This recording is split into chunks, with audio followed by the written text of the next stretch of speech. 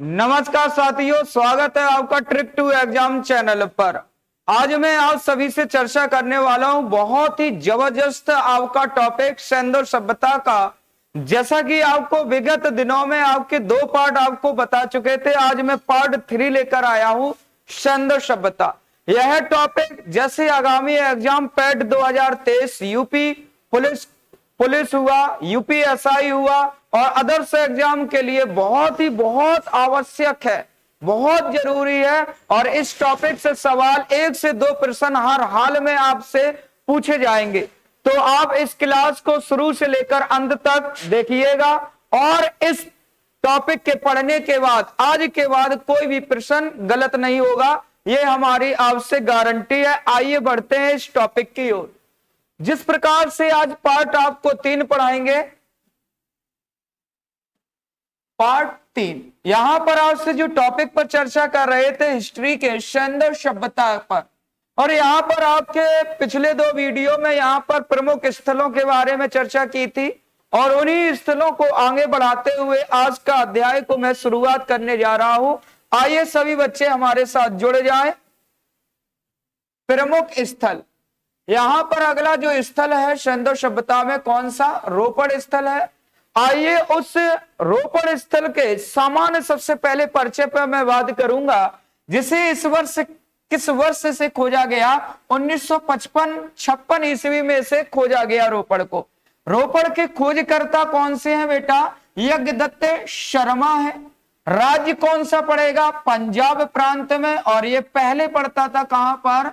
पाकिस्तान में। पाकिस्तान में पंजाब की सीमा लगती थी, लेकिन वर्तमान में कहां पर इसको लगने लगा है? ये इंडिया में शामिल हो गया है राज्य।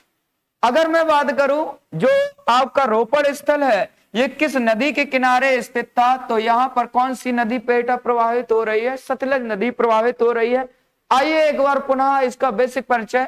इसे किस वर्ष खोजा गया? 1955-56 में। खोजकर्ता यज्ञदत्त शर्मा। कहां पर है? पंजाब में। कौन सी नदी बेटा? सतलज नदी। उम्मीद है ये बेसिक परिचय आप सभी को समझ में आ गया होगा। आइए इस रोपड़ स्थल से क्या क्या प्रमाण मिले हैं। अब प्रमाण का मतलब साक्ष्य मिले हैं। पहला साक्ष्य देखेंगे, रोपड़ स्थल से कब्रों में मनुष्य के साथ कुत्ता दफनाने की प्रथा थी। मनुष्य के साथ कुत्ता दफनाने की प्रथा थी, ये रोपड़ स्थल से ऐसा पहला प्रमाण मिला है।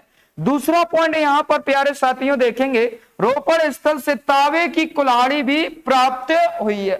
2 प्रमुख यहां पर साक्ष्य प्राप्त हुए हैं। एक मनुष्य के साथ कुत्ता, यानी कि मनुष्य के साथ कुत्ता मकान मालिक होता था। ये मकान मालिक जब इसकी मृत्यु हो जाती थी तो कुत्ता इसके साथ में, यानी कि दफनाने की क्या थी? प्रथा थी। ऐसा एकमात्र स्थल सैंडो सभ्यता का जो रोपड़ स्थल है ना बेटा, यहां से ऐसा साक्ष्य प्राप्त होता है जो कि सभी एग्जामों में आपके बहुत इंपॉर्टेंट पूछा जाता है। प्रश्न इस तरीके से पूछा जाएगा, सैंडो सभ्यता में कौन सा ऐसा स्थल था जहां मकान मालिक के साथ कुत्ता दफनाने के साक्ष्य उपलब्ध होते थे? अब आपका प्री आंसर आ जाएगा बेटा, कौन सा स्थल? रोपड़। कहां पर पड़ता है? पंजाब में। नदी कौन सी बेटा? सतलज नदी। खोजकर्ता बेटा यज्ञदत्त शर्मा। कब खोजा गया? 1955-56 में खोजा गया है ना बेटा। आइए इसकी अब मैपिंग के जरिए यहां पर आपसे अध्याय के बारे में बात करूं। ये आपका पंजाब प्रांत है, पाकिस्तान से ये सटी हुई सीमा है, और ये वाला इंडिया। अब यहां पर ये कहां पर है? पंजाब में। इसे किस वर्ष बेटा? 1955-56 में। खोजकर्ता यज्ञदत्त शर्मा। नदी कौन सी बेटा? सतलज नदी प्रभावित है। और क्या क्या इससे साक्ष्य हुए हैं? मनुष्य के साथ कुत्ता दफनाने के साथ और तावे की कुल्हाड़ी। यही इतना सारा चीजें बताया। एक बार सभी विद्यार्थी यहां पर स्क्रीनशॉट ले लें रोपड़ स्थल का। चलिए अगला जो आपका बहुत ही इंपॉर्टेंट स्थल आ रहा है, जो 9 नंबर आपको दिखाई पड़ रहा होगा, आलमगीरपुर। क्या बेटा? आलमगीरपुर। आइए इसके सामान्य परिचय के बारे में आज सभी विद्यार्थियों से चर्चा करते हैं। इसे किस वर्ष खोजा गया? 1998 ईस्वी में इसे खोजा गया। इसके खोजकर्ता बेटा कौन है? यज्ञदत्त शर्मा। कौन बेटा? यज्ञदत्त शर्मा। ये जिला कौन से में पड़ता है? मेरठ। और मेरठ कहां पर बेटा? उत्तर प्रदेश में पड़ता है। नदी कौन सी है? यहां पर हिंडन नदी पर प्रभावित है। ये रहा आपका सामान्य परिचय आलमगीरपुर का। आलमगीर का ये सामान्य परिचय जो आपसे 3-4 पॉइंटों में वन लाइनर में प्रश्न पूछ दे कि आलमगीर नामक जो स्थल है ये किस नदी पर स्थित है, तो आपका आंसर अब उपयुक्त हो जाएगा, कौन सा, हिंडन नदी, तुरंत बता देंगे। अब आइए इसके प्रमुख साक्ष्यों के बारे में बात करूंगा। यहां से आटा गूंथने वाली थाली, जैसे हम जो थाली खाते हैं, ये शंदो सभ्यता की पहली ऐसी सभ्यता आई जहां पर मनुष्य के विभिन्न प्रकार के यानी कि साक्ष्य पाए गए, जहां पर आटा गूंथने वाली थाली का भी प्रमाण मिला है, और क्या बेटा, तवा भी मिला है। तवा से क्या बनाई जाती होगी, रोटी भी बनाई जाती होगी, क्योंकि आटा गूंथने वाली बेटा थाली भी प्राप्त हुई है।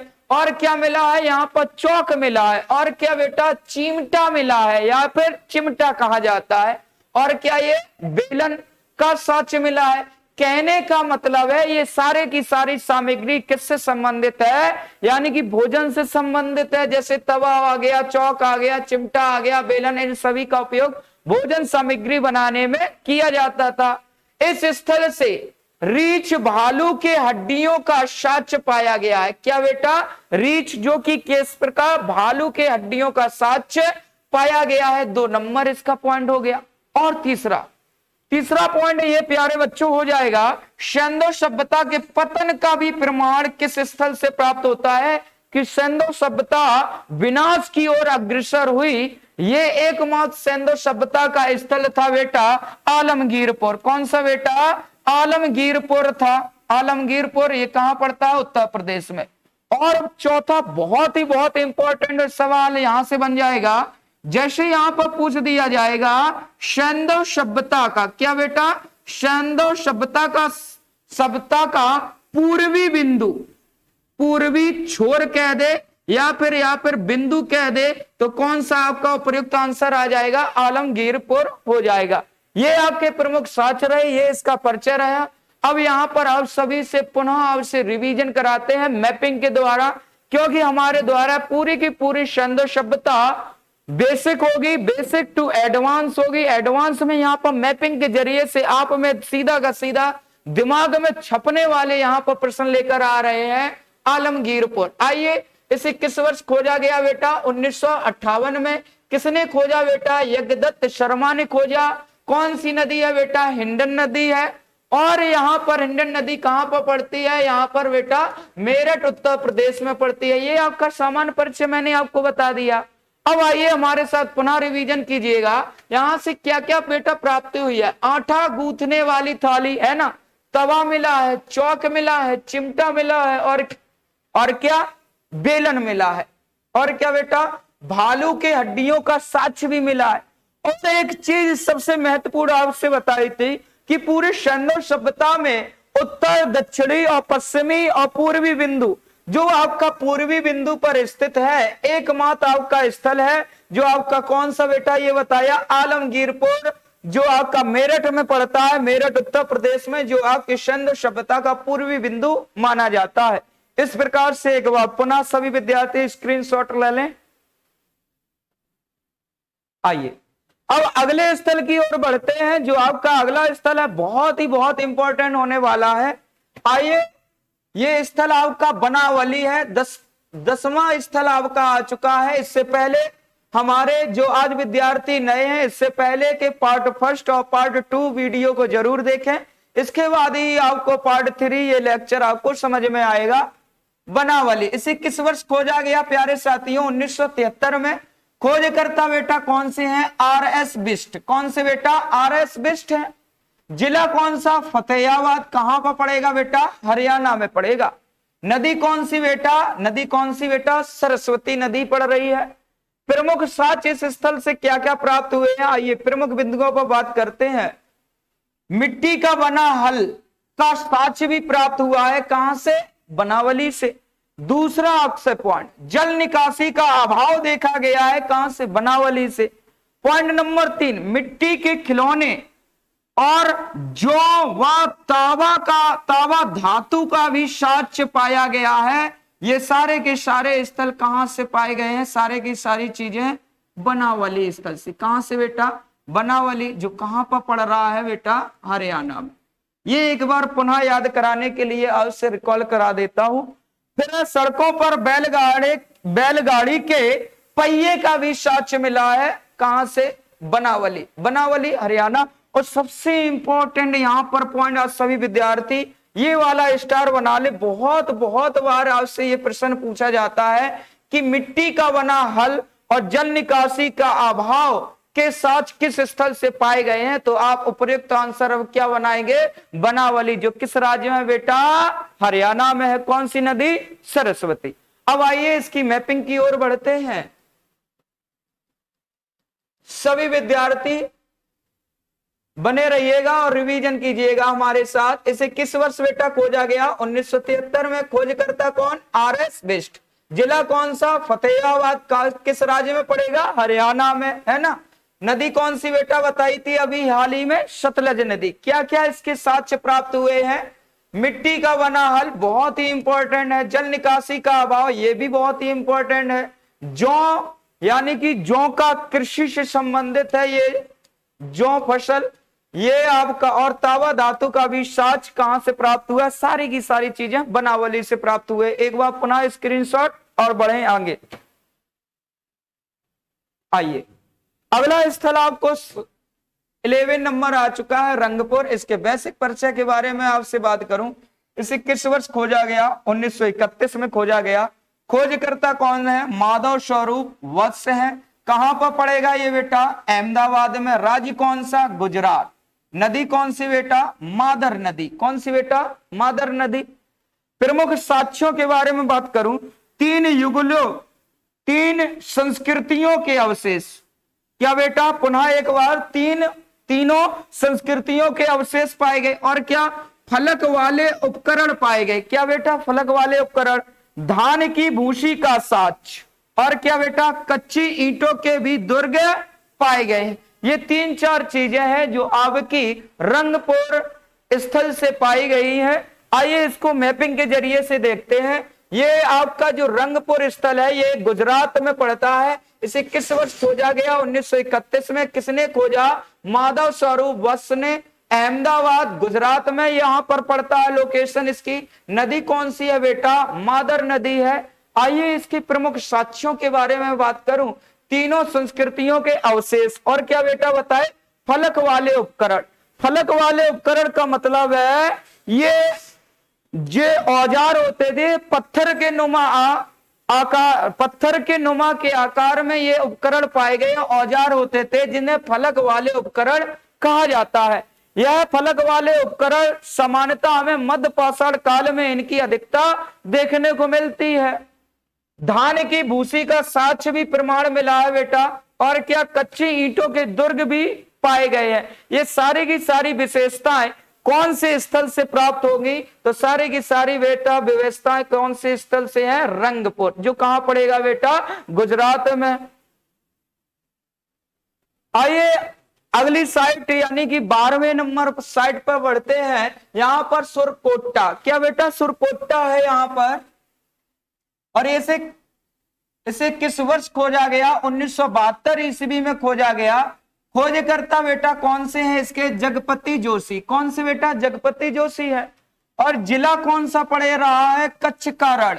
कच्छ का रण को गधों का क्षेत्र भी कहा जाता है। क्या बेटा? गधों का क्षेत्र भी कहा जाता। और ये सवाल आपके पेपर में भी आया है। ये आपका यूपी टेट हुआ 2021 के पेपर में ये सवाल आया कि गधों का क्षेत्र किस राज्य में स्थित है? तो आपका आंसर आ जाएगा गुजरात के क्षेत्र के ठीक ऊपर पड़ेगा आपका कच्छ का रण। ठीक है। और ये राज्य कौन सा बेटा? अभी हाल ही में जिक्र किया। कहां पर? गुजरात में। नदी बेटा कौन सी हो जाएगी यहां पर? सरस्वती नदी हो जाएगी। ये सुरकोट्टा नामक जो स्थल है इसका सामान्य परिचय आप इसके समक्ष ये रहा है। आइए इसके क्या क्या प्रमुख साक्ष्य प्राप्त हुए हैं यहां पर देखेंगे। घोड़े के हड्डियों का प्रमाण पाया गया है। और क्या बेटा? कलश समाधान का प्रमाण, यानी कि विभिन्न प्रकार के जो कलश समाधान का साक्ष्य, विभिन्न प्रकार के जो लोग मर जाते हैं यानी कि मृत हो जाते हैं उनकी कुछ अस्थियां कलश में यानी कि रख ली जाती हैं। बाद में जैसे हमारे भारत में कल्चर है गंगा गंगा में यानी कि सराहने और पूजनी का कार्य करते हैं, गंगा में सराहने का कार्य करते हैं। यही है आपका कलश समाधान का प्रमाण। और क्या बेटा, तराजू का पल्ला भी पल्ला यानी कि यहाँ पर पाया गया है। ये सारे के सारे स्थल के कौन से स्थल से पाए गए हैं? सुरकोटा, जो कहां पर पड़ेगा? गुजरात में। अब ये आपका ये वाला बेटा एरिया आप देख पा रहे हो कौन सा है? गुजरात। अब यहाँ पर इसे किस वर्ष खोजा? 1972 में। किसने खोजा? जगपति जोशी। कौन सा बेटा? जगपति जोशी। और यहाँ पर कहा कौन सा जिला पड़ेगा? कच्छ का रण, कच्छ का रण। और ये किस स्टेट में पड़ेगा? राज्य कौन सा बेटा? गुजरात।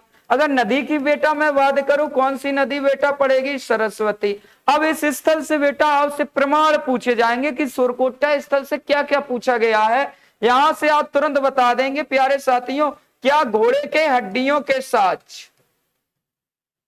और क्या बेटा पाया गया है? कलश समाधान, कलश समाधान पाया गया। और क्या पाया गया? एक तराजू का क्या बेटा? पल्ला पाया गया है, जो माप तौल के लिए उपयोग होता होगा, ऐसा संभावित है ना। आगे बढ़ते हैं। अगला आपका स्थल है राखीगढ़ी। बहुत आपका इंपॉर्टेंट राखीगढ़ी। आइए इसका सामान्य परिचय के बारे में आप सभी विद्यार्थियों से चर्चा करें। इसे किस वर्ष खोजा गया? 1969 ईस्वी में खोजा गया है। इसके खोजकर्ता बेटा कौन है? सूरज भान है। जिला कौन सा पड़ेगा बेटा? हिसार पड़ेगा। राज्य कौन सा है? हरियाणा। नदी कौन सी है? घग्गर नदी। एक बार पुनः हमारे साथ रिवीजन कीजिए। इसे किस वर्ष खोजा गया? 1969। खोजकर्ता सूरज भान। जिला कौन सा? हिसार है। राज्य कौन सा? हरियाणा है। और नदी कौन सी बेटा? घग्गर नदी है। उम्मीद है अब ये आपको याद हो गया होगा। आइए बढ़ते हैं प्रमुख इसके साक्ष्यों के बारे में। पहला साक्ष्य आपके समक्ष लिखा है ताम्र उपकरण। ताम्र उपकरण पाए गए हैं। तांबे के बने विभिन्न प्रकार के उपकरण। हड़प्पा लिपि युक्त मुद्राओं की भी प्राप्ति हुई है। कौन से स्थल से? राखीगढ़ी से। और दूसरा पॉइंट और क्या बनेगा? सिंधु सभ्यता का सबसे बड़ा स्थल है। ये आपका इतना बहुत इंपॉर्टेंट पॉइंट होने वाला है, क्योंकि सिंधु सभ्यता विभिन्न यानी कि उत्तर दक्षिण पूरब पश्चिम में फैली जो सबसे बड़ा स्थल हुआ करता था पूरे सिंधु सभ्यता का, वो सबसे बड़ा स्थल यही हुआ करता था बेटा राखीगढ़ी, जो आपके किस राज्य में है? हरियाणा में। अब आइए इस स्थल से संबंधित आपको मैपिंग के जरिए बताने का प्रयास करता हूं। ये आपका स्थल देख पा रहे होंगे हरियाणा है, और हरियाणा को पुनः आपसे रिवीजन के लिए तौर पर यहां पर आपको मैपिंग के जरिए बताता हूं किस वर्ष खोजा गया है। एक बार पुनः हमारे साथ विद्यार्थी अपने मनन करें। इसे किस वर्ष? 1969। खोजकर्ता बेटा सूरजवान। जिला कौन सा बेटा? हिसार। नदी कौन सी बेटा? घग्गर। अब यहां से प्रमाण क्या क्या मिले हैं? ताम्र उपकरण है ना, हड़प्पा लिपि की मुद्राएं, और ये क्या है? सबसे बड़ा स्थल कहां का? सिंधु सभ्यता का। सिंधु सभ्यता का सबसे बड़ा साइट है ये, बहुत ही इंपॉर्टेंट है। और इंपॉर्टेंट आपका कहां से होगा? ये सामान्य परिचय होगा। एक पॉइंट ये हो गया। आइए स्क्रीनशॉट ले लीजिएगा और आगे बढ़ूं। आइए अब यहां पर अगला जो आपका पॉइंट दिख रहा है अन्य, यानी कि जितने भी आपके प्रमुख बेटा स्थल थे। अब मैं बात करूंगा आपसे बहुत ही बेसिक। जैसे सिंधु सभ्यता में पहला स्थल हड़प्पा खोजा गया था वर्ष 1921 ईस्वी में। उसके बाद लगभग अभी वर्तमान में बताऊं 1500 से भी अधिक स्थल खोजे गए हैं। अब मैंने जैसे आपसे मैंने आपसे रिकॉल किए ये 13 स्थल। कितने? 13 जो आपके प्रमुख स्थल है, 13-14 आपके स्थल हैं जो आपके एग्जामों में पूछे जाते हैं। वैसे हैं कितने? 1500। आपको याद कितने बेटा करने हैं? 13-14 है ना। अब 13-14 जो महत्वपूर्ण थे आपसे एक एक करके बेसिक से एडवांस लेवल तक आपको बता दिया है। और कोई भी एग्जाम से आज से प्रश्न आपसे छूटेगा नहीं, ये आपको शुरुआत में ही बता दिया था। और इस वीडियो को कंटिन्यू रखिएगा आप सभी विद्यार्थी। आइए अन्य पर मैं बात करूं। गुजरात के देसलपुर स्थल से तांबे की बनी मोहर प्राप्त हुई है। और भी एक पॉइंट है, पाकिस्तान के नौसारो नामक स्थल से सिंदूर का साक्ष्य पाया गया है। ये तो बहुत इंपॉर्टेंट है, और ये सवाल हमारे पीसीएस में पूछा गया बेटा। पूछा गया सिंदूर का साक्ष्य सिंधु सभ्यता में किस स्थल से पाया गया है, तो आपका आंसर कौन सा हो जाएगा बेटा, नौसारो स्थल। क्योंकि सिंधु आप जानते हो बिंदी वाला ये सिस्टम है, अगर महिला हो अगर बिंदी ना लगाए खूबसूरत नहीं लगती, उसी प्रकार महिला अगर मांग में सिंदूर ना भरे हो तो भी अच्छी नहीं लगती। क्योंकि 16 जो श्रृंगार करती है ना, तो महिला कितनी है, एकदम खूबसूरत नजर आती है ना। आइए यहाँ पर कुछ स्थल है। पहला गुजरात, यहाँ पर साक्ष्य तांबे की बनी मोहरें प्राप्त हुई है। पाकिस्तान ये वाला एरिया, यहाँ पर नौसारो स्थल से क्या बेटा, सिंदूर का साक्ष्य। उम्मीद है सेशन अच्छा लग रहा होगा। आइए अब सभी विद्यार्थी पुनः अब जो भी हमने पढ़ा है, अब इसका सिंधु सभ्यता का इतिहास जानेंगे। सामाजिक इतिहास, राजनीतिक इतिहास, धार्मिक इतिहास और आर्थिक इतिहास, और पूरे इसके संस्कृति के बारे में आपसे चर्चा करने वाला हूं, जहां से एग्जाम बहुत बार पूछे गए हैं। आइए इस चर्चा करते हैं इस टॉपिक की ओर। सिंधु सभ्यता का इतिहास हेडिंग समझ में आ रही होगी सभी विद्यार्थियों को। पहला पॉइंट आपके समझ आ चुका है, सामाजिक व्यवस्था। सामाजिक व्यवस्था कैसी थी सिंधु सभ्यता में, इसके बारे में आप सभी विद्यार्थियों से चर्चा करेंगे। समाज की इकाई परंपरागत तौर पर क्या हुआ करती थी बेटा, परिवार थी। क्या बेटा, परिवार थी।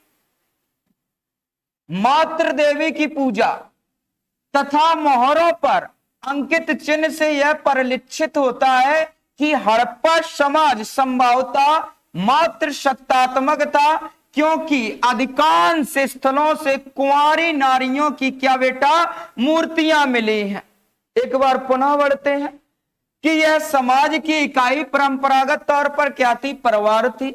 और क्या हो रही है, मातृ देवी की पूजा। मोहरों पर अंकित चिन्ह से यह परिलक्षित होता है कि हड़प्पा समाज समानता कैसा, मातृ सत्तात्मक, क्योंकि अधिकांश जो मूर्तियां कुंवारी नारियों की प्राप्त हुई है। उम्मीद है ये अपूर्ण रूप से आपसे समझ में आ रहा होगा। पॉइंट नंबर 2, सिंधु सभ्यता के लोग युद्ध प्रिय कम, शांति प्रिय अधिक थे। सिंधु सभ्यता के लोग युद्ध कम करते थे और शांति प्रिय अधिक थे। जो लड़ाइयां होती थी समानता पशुओं को लेकर होती थी, क्योंकि यहाँ पर समाज कबीलियाई पंथी था। कैसा बेटा, कबीलियाई पंथी हुआ करता था, और पशुओं से लेकर यहाँ पर विवाद उत्पन्न होते थे। और समानता, ये लोग शांति प्रिय लोग थे। तीसरा पॉइंट देखेंगे, सामाजिक व्यवस्था में सिंधु सभ्यता के निवासी शाकाहारी व मांसाहारी दोनों थे, तथा आभूषणों का प्रयोग पुरुष व महिलाएं दोनों करते थे, तथा मनोरंजन के लिए पांसे का खेल और नृत्य, शिकार और पशुओं की लड़ाई आदि इनके क्या थे, प्रमुख साधन थे। तीसरा पॉइंट पुनः एक बार देखेंगे सभी विद्यार्थी, सिंधु सभ्यता के लोग निवासी शाकाहारी मांसाहारी दोनों थे, है ना। और यहाँ पर पुरुष व स्त्रियां दोनों आभूषण पहनते थे। जैसे वर्तमान में अभी राजस्थान हो जाओ, उत्तराखंड हो जाओ, जहां पर आपके विभिन्न स्त्री और पुरुष दोनों प्रकार के यानी कि आभूषण पहनते हैं। आज भी ये प्रथा प्रचलन में। मनोरंजन के लिए पांसे का खेल, नृत्य करते थे, शिकार कर लेते थे, और क्या, पशुओं की लड़ाई के प्रमुख साधन थे। पॉइंट नंबर 4 को देखेंगे, सिंधु सभ्यता की लिपि पिक्टोग्राफ या फिर कैसी बेटा, चित्रात्मक लिपि थी। बहुत इंपॉर्टेंट ये पॉइंट है। सिंधु सभ्यता की लिपि कैसी थी, चित्रात्मक लिपि हुआ करती थी। पॉइंट नंबर 5, सिंधु सभ्यता में अंत्येष्टि संस्कार 3 प्रकार से होता था। 3 प्रकार से होता था। आइए एक एक करके यहाँ पर पहला देखेंगे, पूर्ण समाधिकरण, जिसका मतलब होता था दफनाना। पूर्ण समाधिकरण यानी कि शरीर जब व्यक्ति मर जाए उसके पूर्ण शरीर को दफना दिया जाए। और ईसाई धर्म में ऐसा होता था, नया नया ताबूत आता है, नए ताबूत में इसको क्या है, पूर्ण रूप से दफना दिया जाता है, तो इसे बोला गया है क्या, पूर्ण समाधिकरण। जैसे दूसरा है आंशिक संस्कार। आंशिक संस्कार यानी कि जंगल में शरीर को छोड़ देना, जंगल में मृत शरीर को छोड़ देना, किसके हेतु, पशु पक्षियों के हेतु, यानी कि चुनने बिनने का कार्य करते थे। इस प्रकार के इनको बोला गया है आंशिक समाधान या आंशिक संस्कार बोला जाता है।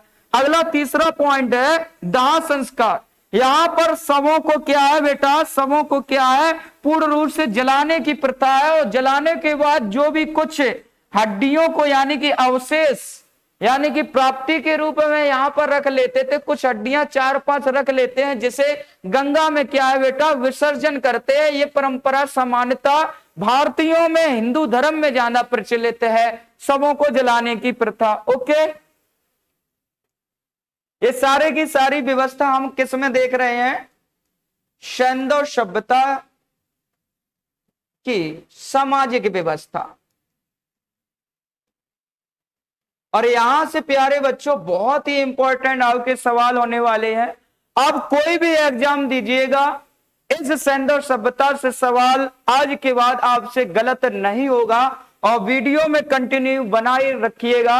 अगले पॉइंट की ओर बढ़ेंगे। सैंधव सभ्यता में शवों को दफनाने की प्रथा थी, जो निम्न स्थलों से प्राप्त होती है। देखिएगा, सैंधव सभ्यता में सामान्यतः शवों को क्या है, दफनाने की प्रथा होती थी।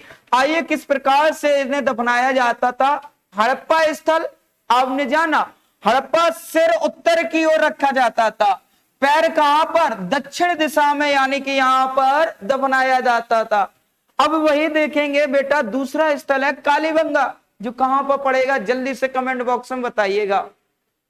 कालीबंगा आपके लिए छोड़े दे रहे हैं, एक प्रश्न जल्दी से बताइए, कालीबंगा किस राज्य में स्थित है।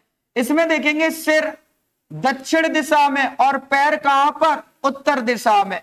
लोथल स्थल भी बताइएगा किस राज्य में है, और सिर यहां पर देखेंगे पूरब में और पैर कहां पर, पश्चिम दिशा में। रोपड़ कहां पर पड़ता है यह भी बताइए, रोपड़ में बता देता हूं, ये कहां पर पड़ेगा बेटा, पंजाब। और भी जल्दी से ये दोनों आप तीनों साइड बताइएगा किस किस राज्य में है। सिर कहां पर, यहां पर पड़ेगा पश्चिम में, और पैर किस तरफ किए जाते थे, पूरब में। यानी कि ये चारों के चारों आपकी ये प्रथाएं आपको देखने को मिलती है सैंधव सभ्यता में। और सैंधव सभ्यता के अलग अलग स्थलों से अलग अलग प्रकार से लोगों को क्या है प्यारे बच्चों, दफनाया जाता था, जो इस क्रम में आप देख सकते हैं। और भी ये सामाजिक व्यवस्था हो गई है। और एक सामाजिक व्यवस्था में और एक चीज और, क्या बेटा,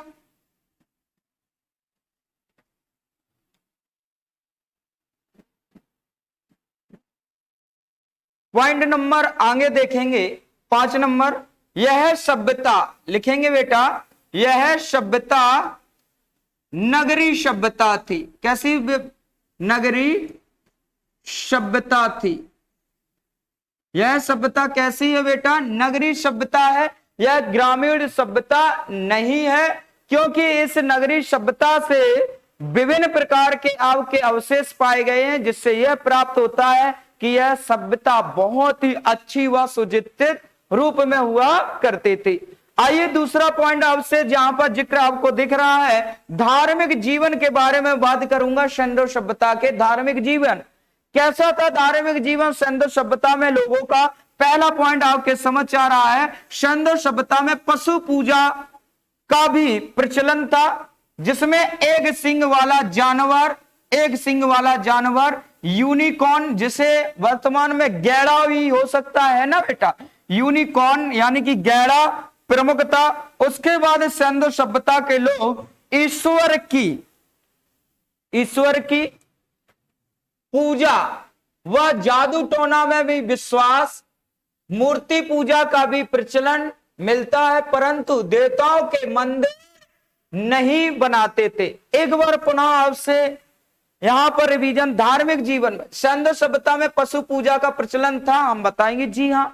और इसमें कौन सा एक जानवर का चिन्ह पाया गया है, गैड़ा, जिस कौन सा था, यूनिकॉर्न, गैड़ा। इसके बाद में सैंधव सभ्यता के लोग ईश्वर की पूजा करते थे, जी हां करते थे। जादू टूना यानी कि भूत प्रेत में भी विश्वास करते थे, जी हां करते थे। मूर्ति पूजा का भी प्रचलन था, जी हां था, लेकिन मंदिर का कोई भी यानी कि प्रमाण नहीं प्राप्त होता है। जैसे आप एक सिंह वाले ये आप देख सकते हैं, ये समानता इस प्रकार का आपका चित्र दिया गया है।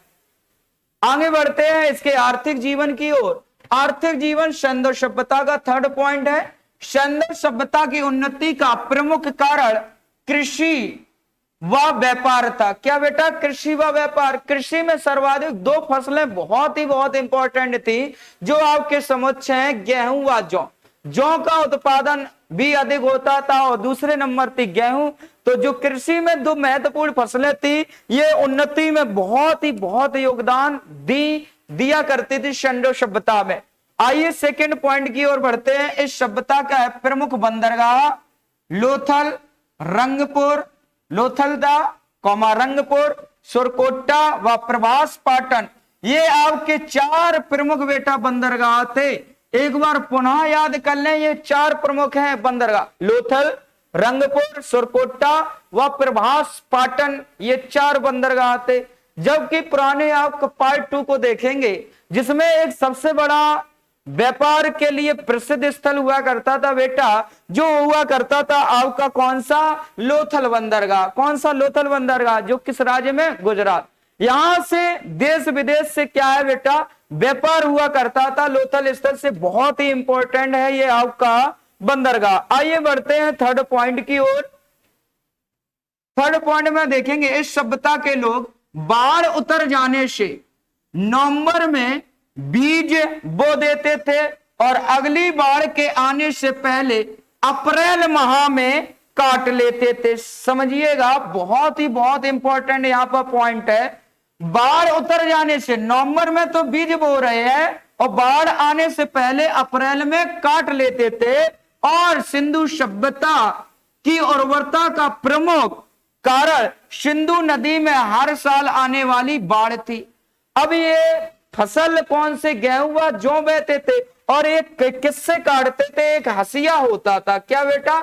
हसिया, जो किससे बने होते थे? पत्थर नुमा हसिया होते थे, पत्थर नुमा हसिया होते थे। इस प्रकार से वो काट लिया करते थे, इस प्रकार से काट लिया करते, इस प्रकार से हसिया होते थे, इस प्रकार से, है ना, बीच में पकड़ने वाला होता था और यहां से इस प्रकार से काटते थे। ठीक है, और आगे बढ़ेंगे राजनीतिक जीवन की ओर। राजनीतिक जीवन देखेंगे सिंधु सभ्यता का। हड़प्पा सभ्यता का शासन वर्णिक वर्गों के द्वारा संचालित होता था। यह पॉइंट बहुत ही इंपॉर्टेंट है क्योंकि सिंधु सभ्यता में जो भी समाज था वर्णिक, वर्णिक का मतलब लिया गया है प्यारे बच्चों व्यापारी वर्ग से लिया गया है। क्या है? व्यापारियों का शासन था, कोई यानी कि केंद्रीय सत्ता थी नहीं। क्योंकि यहाँ पर हड़प्पा और सिंधु सभ्यता में मैंने पूरा पढ़ाया, कहीं भी राजा रजवाड़ों का शासन हमें देखने को नहीं मिलता है। इस कारण से यह समाज संभवतः किसके द्वारा? वर्णिक वर्गों के द्वारा संचालित होता था। वर्णिक वर्ग में सबसे प्रमुख हमने क्या बताया? व्यापारी वर्ग। लेकिन कुछ विद्वानों का इस सभ्यता से संबंधित मत दिया गया है। विद्वानों का मत, पहला मत आया है मार्टिन व्हीलर के अनुसार। मार्टिन व्हीलर के अनुसार बेटा क्या कहा गया? सिंधु सभ्यता के लोग शासन को मध्यम वर्गीय जनतंत्रात्मक शासन कहा है। कहा है सिंधु सभ्यता के लोगों के शासन को मध्यम वर्ग क्या करता था? इसे चलाने का कार्य करता था। जन माने जनता, तंत्रात्मक माने शासन होता है, यानी कि यहाँ पर जनतंत्रात्मक शासन हुआ करता था, यानी कि जनता के द्वारा संचालित किया जाता था। ये केवल और केवल मत दिया है मार्टिन व्हीलर ने सिंधु सभ्यता से संबंधित। दूसरा अब कहा आया विद्वान हंटर के अनुसार एक मत दिया गया, कहा गया मोहनजोदड़ो का शासन राजतंत्रात्मक ना होकर जनतंत्रात्मक था। इन्होंने भी यही बात कहा, जनतंत्रात्मक। व्हीलर ने भी यही जनतंत्रात्मक कहा। कहने का मतलब है इस सभ्यता के लोगों का मत अलग अलग अनुसार प्रतीत होता है। इस प्रकार से यह सिंधु सभ्यता का राजनीतिक जीवन आप देख सकते हैं। और मैंने आप सभी से यहाँ पर डिस्कस कर लिया है। सिंधु सभ्यता का सामाजिक व्यवस्था बताई, दूसरी इसके बाद धार्मिक व्यवस्था बताई, तीसरी बात यहाँ पर आर्थिक व्यवस्था बताई, चौथी आपकी कौन सी? राजनीतिक व्यवस्था बताई। चारों के चारों अध्याय बहुत ही बहुत इंपॉर्टेंट है और सिंधु सभ्यता को समझने के लिए ये आपको बेसिक्स टू एडवांस आपकी जो थ्योरी बताई इसको समझना बहुत ही बहुत इंपॉर्टेंट है। आइए कुछ प्रमुख पॉइंटों की बात मैं करता हूं, नोट करके यहां पर लिखेंगे।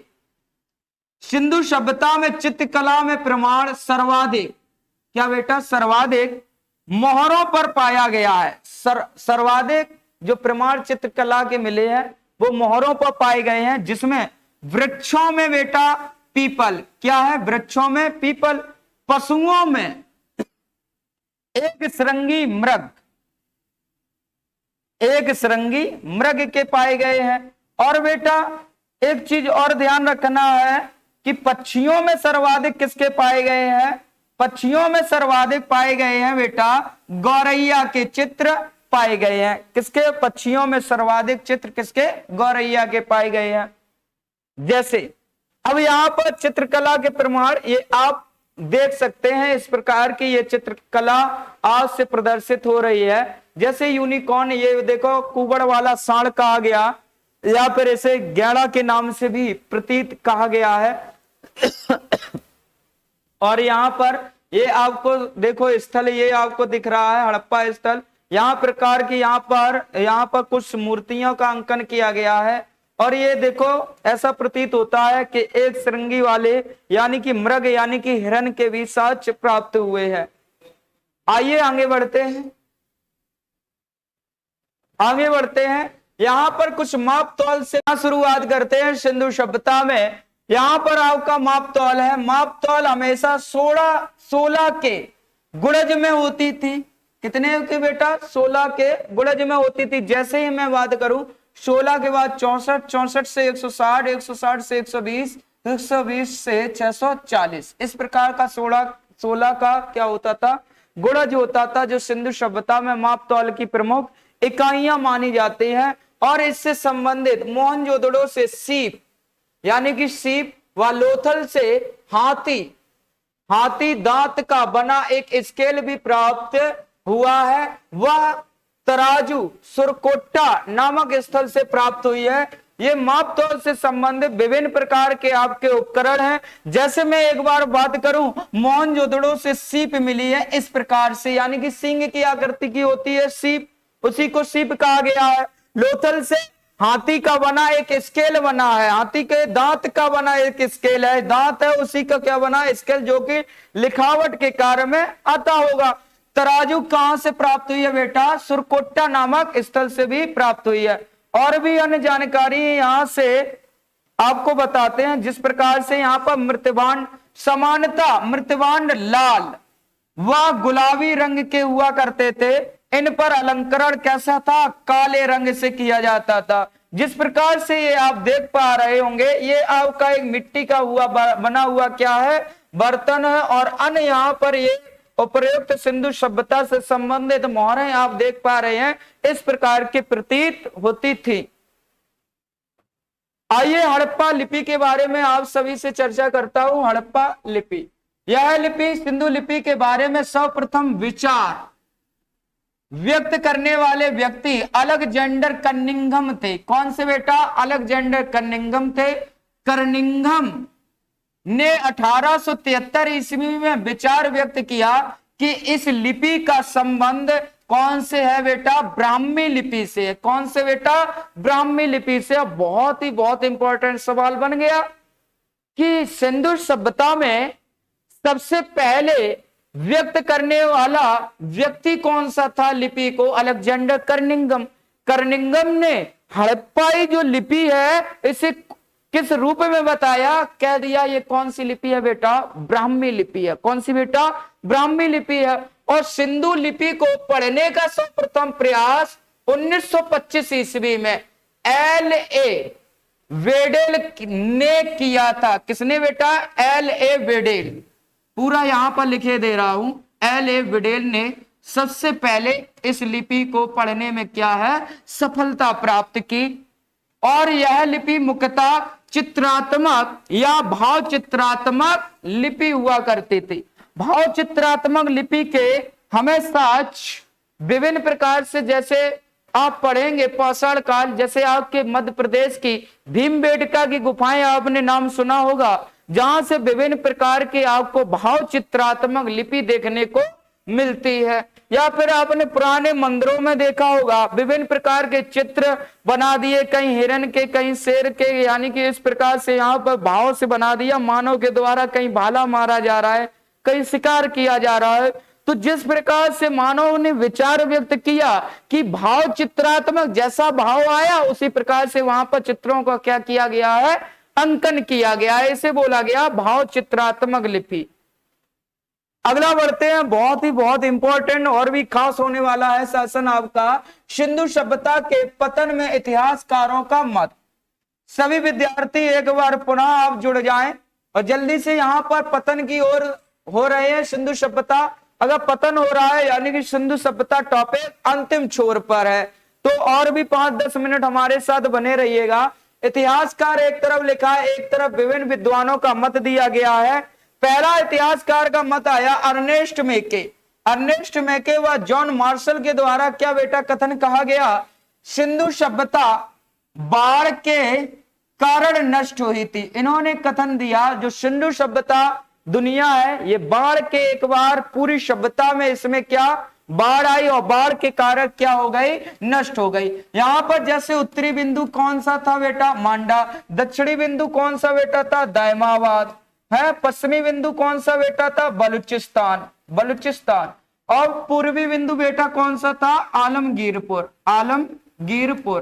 अब ये पूरी की पूरी सभ्यता कैसे त्रिभुजाकार आकृति में थी, लगभग 13 लाख स्क्वायर किलोमीटर में फैली थी। अब इस सभ्यता में चारों तरफ क्या हो गया होगा, पानी भर गया होगा, यानी कि पानी किससे, बाढ़ आई और बाढ़ के कारण इस सभ्यता का क्या हो गया, विनाश हो गया। क्योंकि सामाजिक व्यवस्था अभी हाल ही में देखा जैसे, क्योंकि नवंबर में क्या है, हर साल सिंधु सभ्यता में क्या बाढ़ आती थी। अब नवंबर में बाढ़ उतर जाती थी तो अप्रैल में ये आने से पहले क्या है, बीज को क्या है, अपनी फसल को काट लेते थे। तो इस कारण से दो विद्वानों ने यही मत लिया, अर्नेस्ट मेके व जॉन मार्शल में, इस सिंधु सभ्यता का विनाश है ना बेटा, वो बाढ़ के कारण ही हुआ है। इन्होंने इस मत के आधार पर अपना मत प्रस्तुत किया। अगला आपके इतिहासकार आया गार्डन चाइल्ड और मार्टिन व्हीलर के अनुसार यहाँ पर इस सभ्यता के बारे में बेटा बताया गया कि सिंधु सभ्यता विदेशी आक्रमण व आर्यों के आक्रमण से नष्ट हुई। इन्होंने एक आमूलचूल परिवर्तन साबित कर दिया सिंधु सभ्यता में, क्योंकि सभी सभ्यता में सबसे पहले आने वाले भारत में कौन से लोग थे, आर्य लोग थे। तो इन्होंने कहा जो अब की हड़प्पा सभ्यता है या सिंधु सभ्यता में है, इस सभ्यता का विनाश विदेशी आक्रमण के द्वारा हुआ। विदेशी आक्रमण में आने वाले सबसे पहले कौन से थे बेटा, आर्य लोग थे। आर्यों के आक्रमण के द्वारा ही इस सभ्यता का विनाश हुआ है। इन्होंने भी बढ़िया कथन दिया। अगला आपका विद्वान आया ऑरेल स्टाइन। कौन सा बेटा, ऑरेल स्टाइन, जिन्होंने बताया इस सभ्यता का विनाश जलवायु परिवर्तन के कारण नष्ट हुआ है। इन्होंने इस सभ्यता के इस कारण से बताया क्योंकि विभिन्न प्रकार के जो वृक्ष थे, यानी कि बाढ़ आने के कारण इस सभ्यता में यानी कि किसी भी प्रकार आकस्मिक क्या हुआ, जलवायु परिवर्तन हो गया। इस कारण से यह दुनिया यानी कि सिंधु सभ्यता क्या हो गई बेटा, विनाश हो गई, यानी कि पतन हो गया। इस प्रकार से सर्वाधिक जो मत दिया जाता है आपका ये माना जाता है। और 2 पॉइंट बहुत ही इंपॉर्टेंट है, पूछा जाता है सिंधु सभ्यता बाढ़ के कारण नष्ट हुई, यह कथन किसका है, तो सीधा आंसर मारेंगे अर्नेस्ट मेके, जॉन मार्शल। अगला पूछा जाता है किस व्यक्ति के द्वारा कहा गया सिंधु सभ्यता विदेशी आक्रमण या आर्यों के आक्रमण के द्वारा नष्ट हुई थी, तो आंसर बेटा बताएंगे गार्डन चाइल्ड व मार्टिन व्हीलर। बहुत ही दोनों इंपॉर्टेंट है, आपके पॉइंट बता दिए हैं। आइए बढ़ते हैं इससे संबंधित अन्य चीजें। सिंधु सभ्यता नगर प्रयालिती, सिंधु सभ्यता नगर प्रयालिती, यह सभ्यता प्रमुख नदी सिंधु के आसपास विकसित हुई, इसलिए इसे सिंधु घाटी सभ्यता कहा जाता है। यह पॉइंट बहुत ही इंपॉर्टेंट है। सिंधु सभ्यता नगर नियोजन प्रयाली है। इस सभ्यता कौन सी, सिंधु नदी, इस कारण से यह सभ्यता कौन सी, सिंधु घाटी सभ्यता कहा गया। दूसरा पॉइंट प्यारे बच्चों देखेंगे, इस सभ्यता में सर्वप्रथम खोजा गया स्थल कौन सा था बेटा, हड़प्पा स्थल था, इसलिए इसे क्या कहा गया है, हड़प्पा स्थल कहा गया। इसे किस वर्ष खोजा गया था, 1921 में, है ना। 1921 ईस्वी में खोजा गया था कि नहीं, किसके द्वारा? दयाराम साहनी के द्वारा, दयाराम साहनी के द्वारा, है ना बेटा। अगला थर्ड पॉइंट देखते हैं। इस सभ्यता में सर्वप्रथम कांसा धातु का प्रयोग हुआ था, इसलिए इसे कांस्य युगीन सभ्यता कहते हैं। चौथा पॉइंट, इस सभ्यता में शिल्प व तकनीकी ज्ञान में तावा, राजस्थान की खेतड़ी व टिन अफगानिस्तान से मंगाया जाता था। इस सभ्यता में शिल्प व तकनीकी ज्ञान भी था। तावा राजस्थान से के खेतड़ी नामक जगह से, व टिन अफगानिस्तान से मंगाया जाता था। इस प्रकार से यह टॉपिक का बेटा क्या होता है? समापन होता है। और जो अगली आपकी पार्ट पांच क्लास होगी, यानी कि 5वीं क्लास होगी, आपके एमसीक्यू लेकर आऊंगा। आपके जितने भी आपके जो 4 क्लासों में आपको बताया है, टॉप यानी कि 25 क्वेश्चन आपको लेने वाला हूं सिंधु सभ्यता से, जहां से प्रश्न आपसे एक भी आपसे आज के बाद गलत नहीं होगा। आइए एक बार पुनः आपसे रिवीजन करते हैं। यहां पर जिस प्रकार से मैंने आपको बताया, आज के पार्ट आपके 3 में बताया,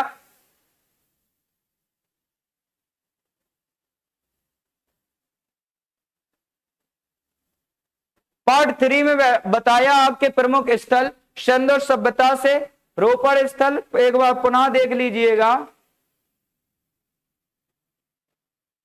इस प्रकार से इस सभ्यता का मैंने समापन किया है। बहुत बेसिक से लेकर एडवांस तक आपको पढ़ाया है। यहां पर जो होगा पार्ट 4 होगा, 5 नहीं होगा बेटा, है ना। तो इस वीडियो को ज्यादा से ज्यादा सभी विद्यार्थी शेयर करें और ट्रिक टू एग्जाम चैनल को सब्सक्राइब कर लें। आगे ही इस प्रकार की वीडियो प्राप्त करने के लिए हमारे चैनल को जरा सब्सक्राइब करना ना भूलें। आज के लिए यहीं तक, धन्यवाद।